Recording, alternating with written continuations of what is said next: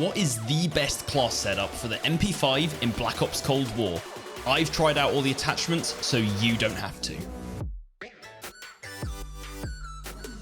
Hey guys, it's Forays or Dave here, and today I've got a quick yet in-depth video covering what many believe to be the go-to SMG in Black Ops Cold War, the MP5.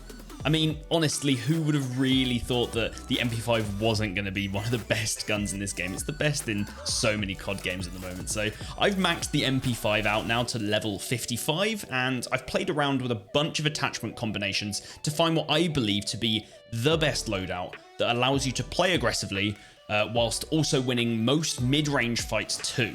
So before we take a look, be sure to subscribe down below and click the notification bell to keep up to date with all my uploads. I'm going to give a breakdown on each attachment I've chosen and why I prefer them over other options, but for you guys that don't have much time and don't want to be sitting around listening to my voice, here is the full loadout. So let's take a look at it here.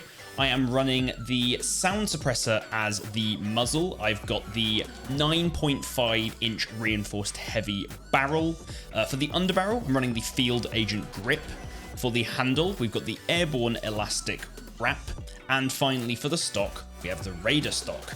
Now, overall for this setup, the pros are an increase in 3% effective damage range, 6% vertical recoil reduction, 20% horizontal recoil reduction, 30% aim down sight speed improvement, 15% improved sprint to fire speed, 80% bullet velocity, and 90% reduced flinch. All really good improvements. And the negatives, because it's important to talk about them as well, we lose 4% movement speed, we lose 10% aim walking speed, 40% shooting move speed, and 30% of our hip fire accuracy.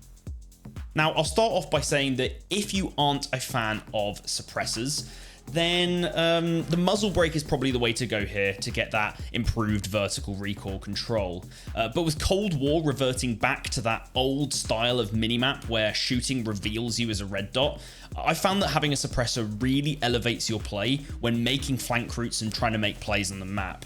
The 9.5 inch reinforced barrel, as we see here, is used almost purely to offset the loss in damage range that is caused by having that suppressor, whilst also adding bullet velocity to help those shots snap across the map.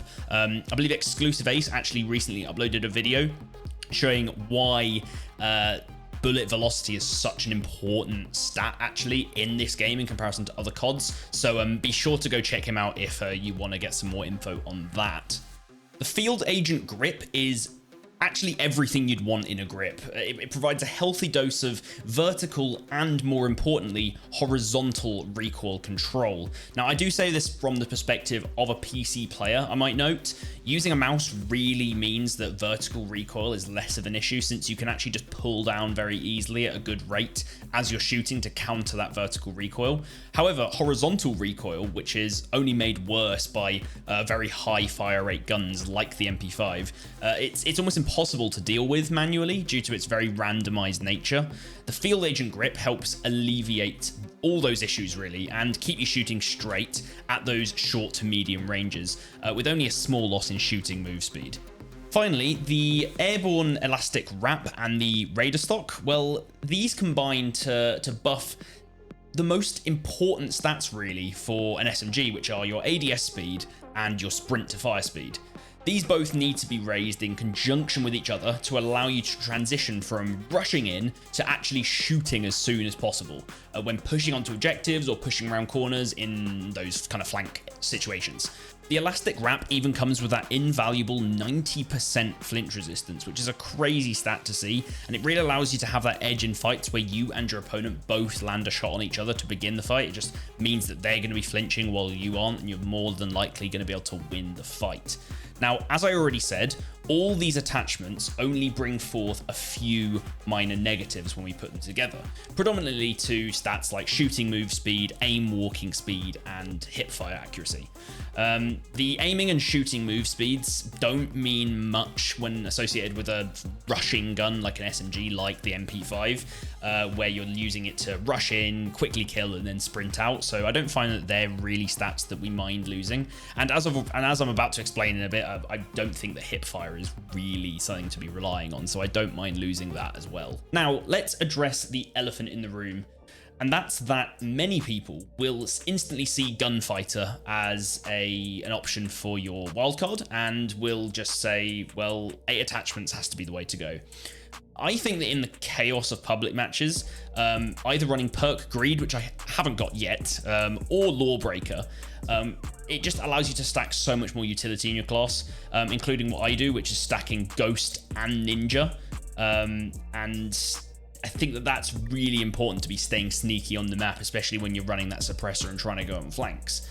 Whilst I agree you can make a great MP5 with 8 attachments, I don't really find it fully necessary to get everything I need out of this gun. You'll see from my loadout that I've decided to skip out on an optic, a body or laser attachment, and a mag. I don't find the optic to be really necessary because the iron sights on the MP5 are really clean, and especially when you're in those close quarter situations, I find that they're absolutely okay for what we're trying to do. The lasers, you know, they're good for hip fire accuracy, which I've already said isn't something which I tend to focus on in my builds. I prefer to have that ADS speed and take as many fights as possible scoped in.